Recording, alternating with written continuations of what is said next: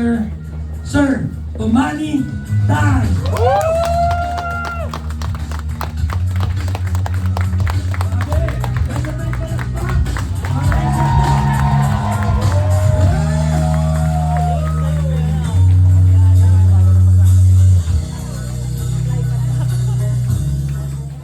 Good morning!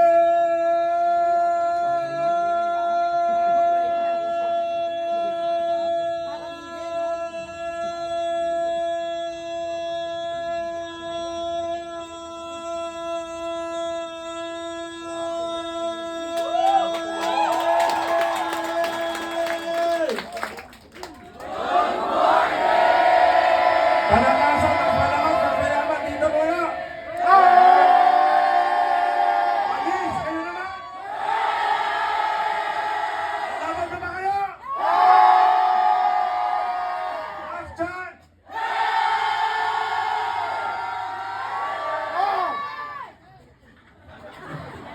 Undisputed, 1-0. Okay, Mercedes-Benz boys, lipat po tayo dito. Tulungan natin sila. Okay. Sino yung mga first time, hindi pa member, tapos po nga masabing biktima, bisita! Okay, for the benefit of the first timers, yung next na sisigaw ko, mahaba pa rin ang sagot nyo, I-fantastic! Okay, paglipat ng microphone dito, tik, tik, ganun ha? Tik, tik. TikTok daw. Iba yan. Iba rin yung tik-tik. Ganito ba yan? Sa gabi daw. Alam na alam ni mother. Okay. So, ganun ulit ha. Mas malakas, mas mayaman. Okay? Sigawan pa lang talo ka na eh. Paano pa dun sa totoong buhay? Di ba?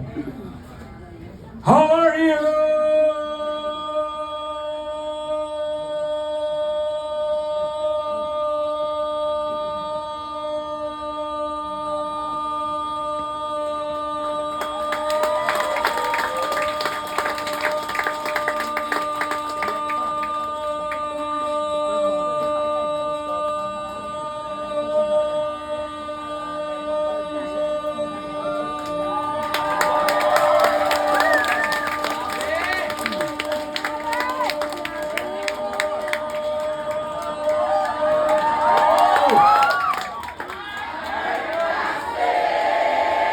Kita mo na sa mga talo! Kaya naman! Sa mga! Last chance!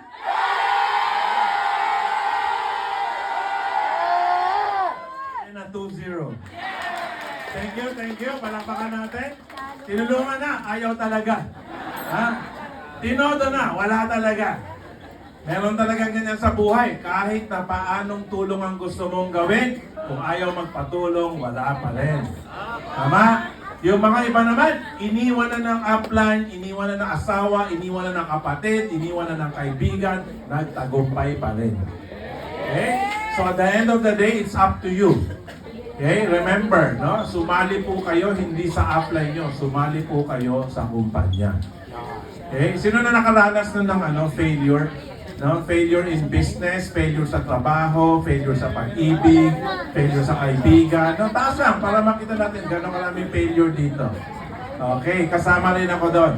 I have failed many times in my life. Kung wala kayong failure, wala kayong mararating. You ask every successful businessman, entrepreneur, millionaire, billionaire, wala pong hindi nalugi. Okay? Ang importante po, di ba sabi nila, experience is the best teacher? Yes. Hindi po totoo yun. Kasi marami naman tao, maraming experience. 10 years, 20 years, 30 years experience, talo pa rin. Bakit? Kasi qualified experience is the best teacher. Pag nagkamali tayo, no, sabi nga nila, when you don't get what you want, you get a lesson. Tama? Di mo nakuha yung gusto mo naturuan ka ng leksyon. No? Whether it's a good lesson or a bad lesson. Okay? So all of the experience that you had, pag hindi mo inanalyze yung experience na naranasan mo, uulitin mo na naman. Okay? Oo, tama yung sinabi niya. Tama, makinig po tayo doon. Okay, ako yung mas mayaman, di ba? Sa akin muna kayo makinig. Utangin na itong zero na suot ko ngayon, 18 million. Ha? Oo, kaya huwag kang maingay. Kasi kaya kong bilhin yung buong subdivision ninyo. Lalo ko pa lang. Diba? Yung sapatos ko, no? 500,000. 500,000 yan. Dior X Nike or Dior X Jordan. Oo, di ba? Yung pangarap mong kotse, sapatos ko lang. Itong jacket na suot ko, 250,000. Oo, so yung pangarap mong bahay, pang down payment sa bahay, jacket ko lang. Ngayon, nandito kayo sa mezzanine, lahat ng aircon dito bago. Aircon pa lang, 1 million. Isang floor pa lang. 3 floor yung pinalitan namin bagong aircon. Okay, itong mga upuan na inuupuan nyo, bago lang din lahat yan. 2,500 isa. Diba? Kaya nakabantay kami, hindi nyo may uuwi yan. Diba? Bahay lang, upuan lang dito sa mezzanine, mas maganda na sa upuan nyo sa bahay, diba? Monoblock lang ang afford nyo eh. Tama? Oh, tandaan nyo na, monoblock lang narating nyo. Okay, hindi ko kayo nilalait, no? Nilalait ko kayo ng bonggang-bongga.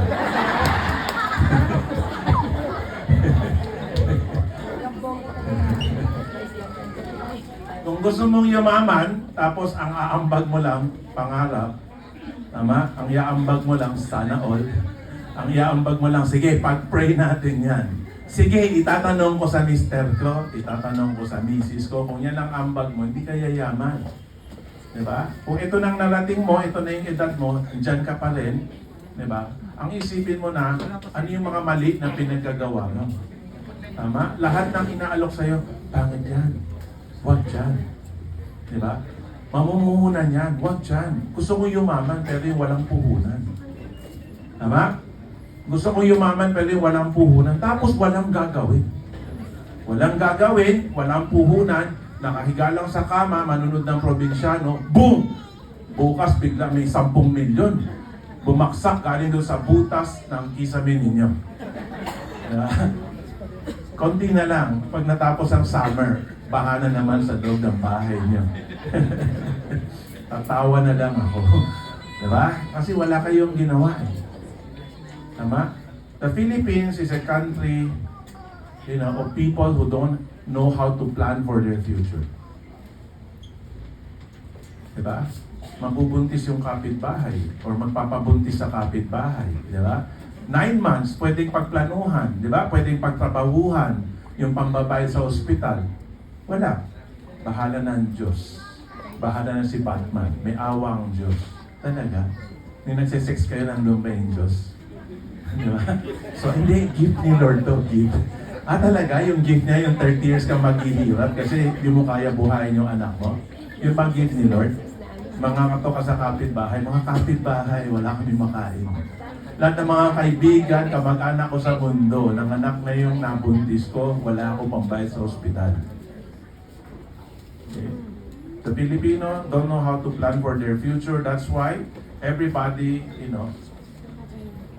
generation after generation of employees. Okay? Sino dito yung galing sa ibang bansa? Ibig sabihin, yung nanay, tatay, lolo't lola, pinanganak sa Japan, sa China. Kaya saan po kayo galing? Ha? Sa South? Hindi. OFW. Hindi. Ang tinatanong ko yung mga ninuno nyo sa ibang bansa galing. Katulad ako, yung lolo't lola ko sa China pinanganak. Meron pong ganun dito? Lolo't lola sa China. Which your grandparents, both sides. Your dad, okay. So are you rich? You come from a rich family? Not so much. You're here. Very smart si Madam. Sabi niya, that's why I'm here because I'm not rich. Tama. That's the right answer. Yun din sinasabi ko, putangin na kung mayaman ka, wala ka dito. Tama? Kung mayaman ka, kami yung nandun sa inyo. Kami nakikinig sa inyo kung kayo yung mayaman. Tama? Kayo yung nagsasalita dito sa stage, sinasabi ng, tangina nyo, magbayad kayo, payayamanin ko kayo. Wala kayong gagawin, pero payayamanin ko kayo. Kasi sinungaling ka. Okay? There's no such thing as getting rich without an investment. There's no such thing as getting rich without working. Okay? Bakit? Yung mga Miss Universe. Mga Miss Universe. Di ba nila pinaghirapan para gumanda sila? Di ba sila nag-gym para magpa-sexy? Tama? Di ba sila nagpa-ayos ng mata, ng ilong, ng suso, ng puwet? Wala na natural ngayon. Lahat, salamat po, doktor. Okay? So, ginastosan nila to get their title. Tama? Naging Miss Universe ka, binibining Pilipinas, or whatever, then maging artista ka, or maging, host, no? Or you can become an influencer, namuhunan din. Hindi naman lahat ng beauty queen naging mayaman. Tama? So, you want to be rich, mamumuhunan ka talaga. Empleyado ka, namumuhunan di ba? Magpapacheck up, di ba? Magpapagawa ng passport, di ba puhunan rin yon? Bago ka makaalis, mamumuhunan ka rin. Di ba? Kwento palagi, binenta yung kalabaw, binenta yung lupa, binenta yung bangka. Di ba? Para makapag-apply sa ibang bansa, makapagtrabaho sa ibang bansa. Tapos, milyon ba yung sweldo doon? Hindi. Mas mataas lang sa Pilipinas. Kung minimum wage dito, 15, di ba? Siguro, OFW, meron na 25, 30, 50, di ba? Siyempre, may mga swerte din, yung mga engineer, yung mga kapitan ng barko, di ba? Kalahating milyon. No? Gano'n sila karami. Di ba? Ilan libong seaman para merong isang kapitan ng barko. Di ba? Mas marami yung seaman na mababang sahod kaysa kapitan ng barko. Dito sa iFern mismo, ang raming kapitan ng barko. Ang raming chiefmate. Alam nyo bakit? Bakit? Kasi mas matalino sila kaysa sa ordinary na seaman. Kaya sila naging kapitan ng barko. So nakikita nila, marunong silang pumili anong pinagkaiba ng pagiging kapitan ng barko, anong pinagkaiba nung magmiyembro sa iFern, no? Magnegosyo, maging leader, kumita ng malaking pera at yumaman. Yung kapitan ng barko, nakikita yung pinagkaiba. Samantala yung seaman, hindi nakikita. Mas lalong ayaw makita ng mga asawa nila. Tama? Doon ka na lang sa barko, mas siguradong kita doon. Baka yung iPern malugi tayo.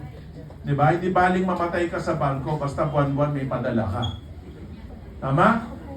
No joke to Ang raming nakausap ng mga leader ng iFern, no, ng mga seaman, na inaway ng mga misis, yung mga leaders ng iFern. Huwag kayong magulo. Huwag niyong guluhin yung buhay namin. Maganda na yung padala ng Mr. ko buwan-buwan. Hindi namin siya kailangan sa Pilipinas. Kailangan namin siya sa barko. Ouch. Tama? Yun lang ang halaga ng mga asawa. Magpadala ng pera. Hindi ko naman sinabi, lalaki lang masipag. Ang rami rin natin OFW na mga babae, ganun din. Padala ka lang ng padala ng pera kung bahala sa mga anak mo saka mga girlfriend ko. Di ba? So, nagpapakamatay ka magtrabaho sa ibang bansa, nagpapadala ka ng pera, pati yung girlfriend ng asawa mo, sagot mo. Okay? So, that's the sad reality in the Philippines. Pinaghahandaan yung birthday, pinaghahandaan yung binyag, pinapaghandaan yung kasal, bahala na si Batman dun sa tuition. Tama? Bahala na si Batman dun sa kakainin natin araw-araw. Yung piyesta, takin na mangutang sa lahat para may handa sa piyesta. Pero yung isang araw ng piyesta, napakasaya. The rest of the 363 days of the year, walang makain. Tama? Pero yung araw ng piyesta, want to pa-take out. Sige, magbalot kayo. Di ba, bukas, shit, putang ina, binalot nila lahat. Wala tayong makain today. Okay? So, today, Friday is Mercedes-Benz Boys Club. Ang pinakamura po na tsadeng 3 milyon. Okay? So lahat po na nakaparking dyan sa harapan ng tsadeng 3 milyon, pataas yung halaga. No? Presyo nung 2 bahay na pangarap po ninyo. Tama? Ang maunang bahay, 1.5 million lang eh. Ito, tsadeng 3 milyon. Alam ko iniisip nyo, Mga tanga sila, ba't sila bumili ng tiyadek? Ako, kahit na regaluhan mo ko ng tiyadek, hindi ko kukunin yan. Kukunin ko muna bahay. Sino yung mga may bahay na mayaman ngayon?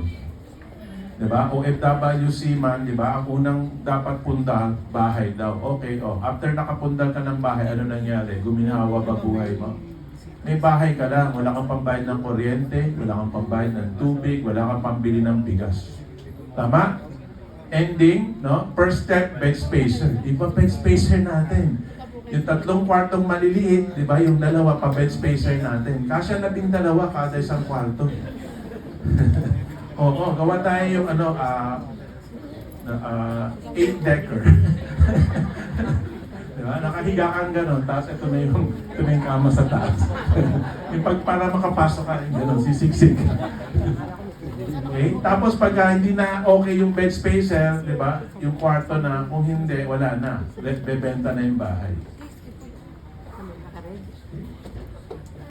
So, sino alam mo, sino nagturo na kumita ng okay, bumili ng bahay? Alam niyo sino nagturo nun?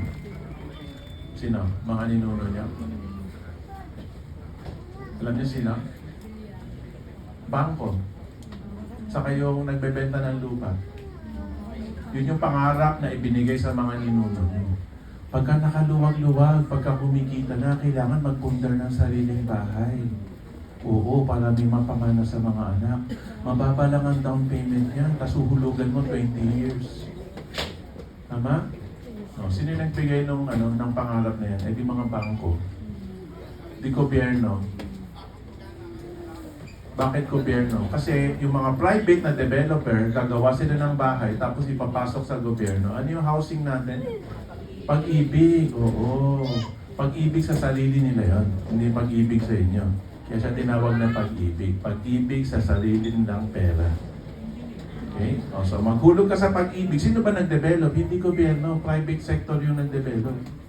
Tapos kayo, yung mga tanga na mamamayang Pilipino, diba, mag-a-apply ng pag-ibig loan, magbabayad ka for the next 20 years. Si developer, unang taon mo pa lang, fully paid na siya. Pag na-approve yung loan mo, fully paid na si developer. Yung binili niyang lupa na 5 piso sa square meter, na binenta niya sa inyo ng 100 per square meter, no? Yung development cost niya, no? Kunyari, example lang ang development cost niya is 10,000 per square meter, pero binenta ng 100,000 per square meter. Bayad na siya ni Pag-ibig. Kayo, 20 years kayo magbabayad. After niya matapos bayaran, di ba, gumagawa ba ng pera yung bahay? Hindi. Hindi siya gumagawa ng pera. Ang mga negosyante, hindi muna bumibili ng bahay. Lahat ng pera pang negosyo, pang puhunan sa negosyo. Ang Pinoy, baliktad.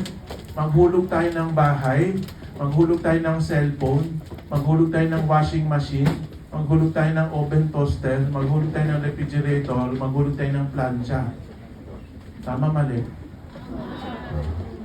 Diba? Puro hulog. Yung hinuhulog nyo, ang nakikinabang dyan lahat, negosyante.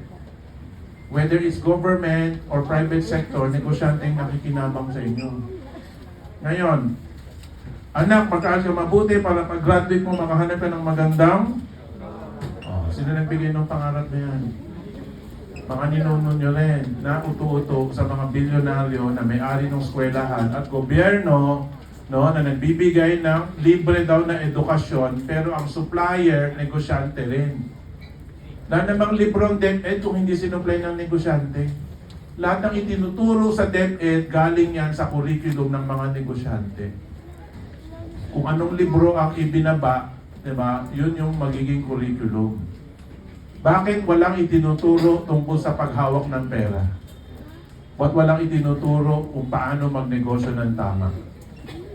Para forever, empleyado kayo ng mga bilyonaryo. Sino ba nagluklok ng mga nahalal na opisyales? Lahat na nakaupo na opisyales, sino nagluklok doon? Ha? Hindi, tama, negosyante pa rin. Kung walang perang ibinigay ng negosyante, ano yung pang-eleksyon nila? Ano yung pang-kampanya nila? Kung hindi nagbigay ng pera yung negosyante, sino yung magbibigay ng pera pambili ng boto nyo? Sabi nila, love makes the world go round. That's fucking stupid. Money makes the world go round. Walang iikot kung hindi dahil sa pera. Di ba bumabangon ka para sa 500? Ilang taon ka nang bumabangon para sa 500? Tuloy mo lang. Guarantee ko, mamamatay kang mahirap. Yung ginagawa mo ngayon, tuloy mo lang. Pustahan tayo. 100 milyon, mamamatay kang mahirap. Hindi, isang mga anak ko, meron isang magiging successful dyan talaga. Lola at lola mo nga hindi successful eh. Nanay, tatay mo hindi successful, ikaw hindi successful. Bakit bigla magiging successful mga anak mo? Magiging TikTok star siya? Magiging YouTube sensation siya? Pwede. Pwede. Pwede makachamba, no? The internet age changed a lot of things. Hindi mo na kailangan maging sikat na artista para sumikat. Tama? Hindi mo na kailangan maging sikat para panoorin yung YouTube or TikTok. Yun yung nagbago lang. Kailangan ba ng pag-aaral yun? Kailangan ba graduate sa high school, college para maging TikTok star? Kailangan ba mag-graduate sa college, saka high school, college, master's degree para maging YouTube star? Hindi. Pero lahat pa rin kayo, anak, mag-aral ka mabuti para pag-graduate makahanap ng magandang. So ngayon, di ba, dugot pawis, yun pa rin pinapagawa nyo. Eh kayo, dugot pawis ng lolo't lola, pinag-aral magulang nyo, walang narating.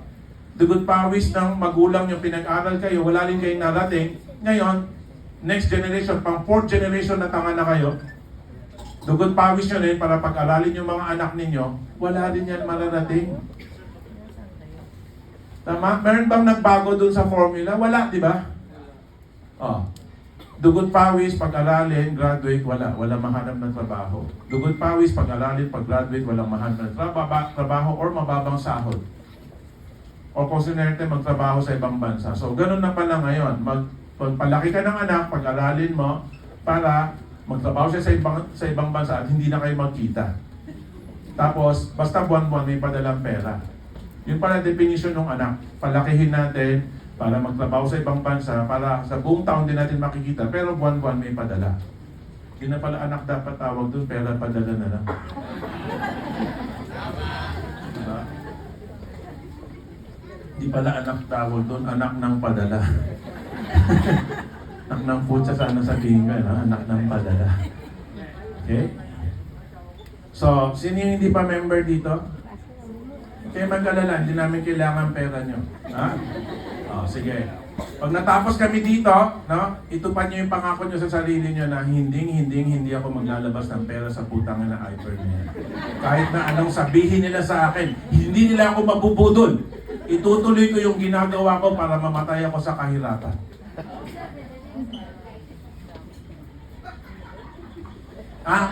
Magme-member kayo dahil sa arthritis.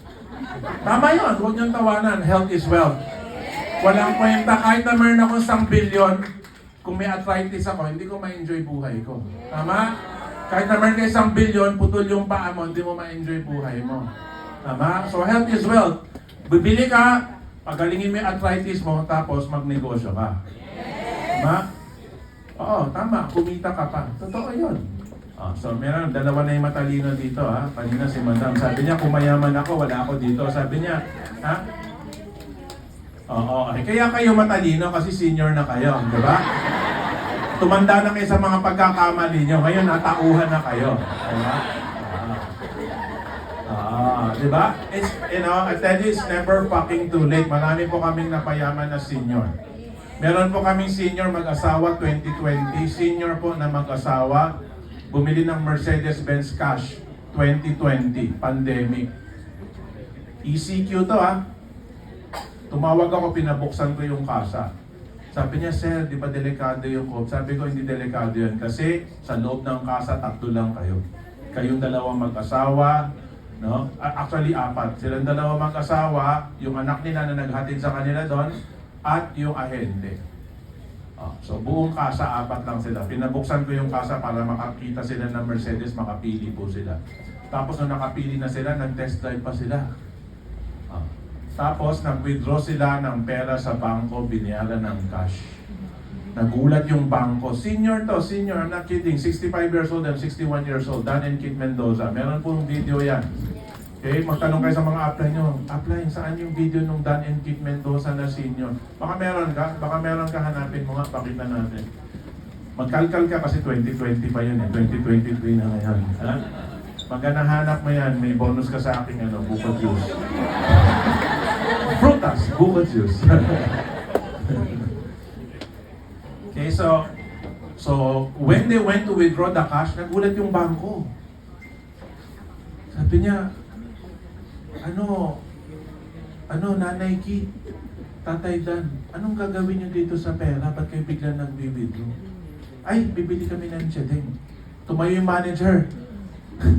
Sabi niya, I forgot the exact word. Sabi niya, parang mga kabangko, ang yaman pala nitong dalawang senior na ito, bibili ng chedeng. Diba? Akala nila, old couple, nagsisave lang ng pera. Siyempre, iba yung nagsisave ng pera eh.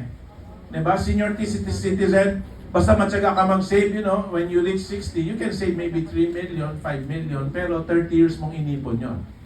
Diba? Pero alam ng bangko yan, ay, iniipon niya lang yan for the old age kasi wala nang income para may paghuhugutan ng gastos. Ito nag-withdraw para magbayad ng Mercedes-Benz. So alam niya, ay, ibang level tong senior na to, mayaman to. Bigla naglabas ng, that time parang, kung yung nagkakamali A-class yung kinuha nila, parang 2.7, 2.8 million yata, cash. Okay, so binyaran nilang cash yung Mercedes-Benz. So sabi niya, ay mayaman pala itong dalawang. Kala namin, basta normal lang na depositor, di ba? So, nagbago yung pananaw, no? Nung bangko, nung sa mag-asawa na senior na matagal na nilang depositor. Bigla na lang na, ay mayaman pala itong dalawang to, nagpapanggap lang pa ng Hindi naman mahirap, nagpapanggap lang na yung nagtitipid-tipid, nag-iipon, di ba? Basta deposit lang ng deposit, hindi nag-withdraw. Nagulat sila isang withdrawal, biglang 2.8 million yung withdraw. Di ba?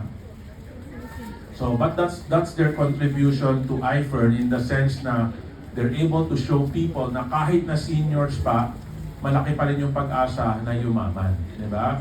Senior na, pwede pa rin mag-enjoy ng buhay. Kasi buong buhay nila, they were just using second-hand cars. Ngayon, bumili sila brand new na Mercedes-Benz. Okay? So anyway, sino yung mga naka-attend na dito? Naka-attend na sa office before? Taas yung kamay. Naka-attend na dito. Yan. Yung napakinggan na ako magsalita. Di ba usually, pag nagsasalita po ako dito, pagka meron po tayong mga cheque, nagbabasa ako ng mga cheque na 100,000 pesos and up. No? Na-witness nyo na yon, no? Actually, nung last Tuesday, meron po tayong tatlong 1 million na cheque.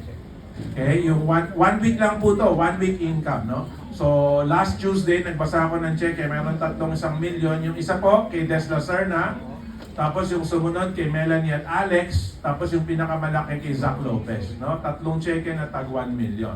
So, nabasa ko na yung mga malalaking cheque. Ngayon po, no, meron tayong bagong segment, no? We are going to read if we can every day, no? Every day po, no? Kasi every day meron pong host na team, no, na nagpapatakbo ng RBA natin, no, and we want, no, to introduce a segment na even below 100,000 na cheque, babasahin po natin. No? Kasi this shows na yung mga baguhan pa lang kumikita na dito sa iFern. Kasi dati, ba't yung puro 100,000 and up lang binabasa natin? Kasi yung mga tao, ay, hindi naman totoo yan, wala naman kumikita dyan, di ba? So, we needed to put in that segment para ipakita 100,000 to 1 million, no? Minsan, may mga 2 million pa nga na encashment, no? So, we're showing that so that people will understand na pwedeng kumita rito. So now, since everyday puno na tayo, dati kasi, Tuesday, Thursday lang tayo, merong schedule dito.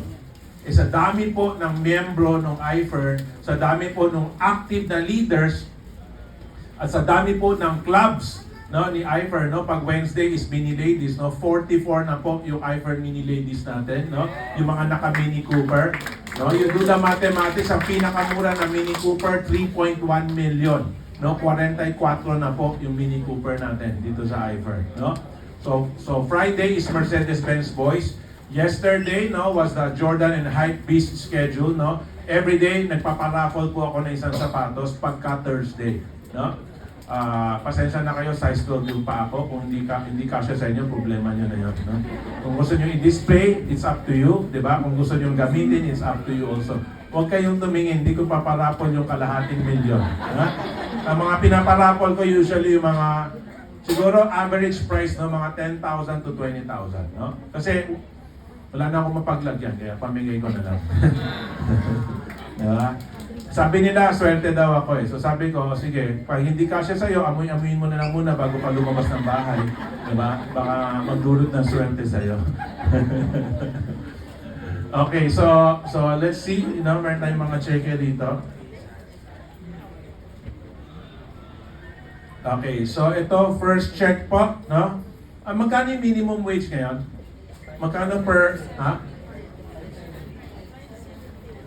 570.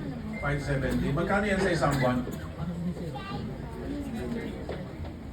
Mga magkano yan pagka 14? Kasi hindi naman 30 days eh, di ba? Parang ano ba nga, 26 days, magkano 14,820 buong buwan, no? So, etong unang cheque na hawak ko, no? Withdrawing from one account, no? Kunyari, nag-one account ka, 9,500, tama?